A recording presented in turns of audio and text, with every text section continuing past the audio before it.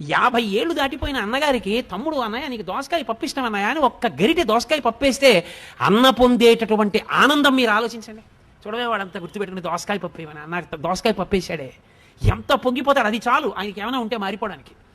అరే ఆ ఒక గరిటె దోసకాయ పప్పు అన్నయ్యని ఇంటికి పిలిచి పెట్టడానికి నీకు ఐశ్వర్యం పాడైపోయిందా? ఏమి నీ కర్మ? ఎందుకు దెబ్బలాడుకున్నావు? దేనికి మాట్లాడవు?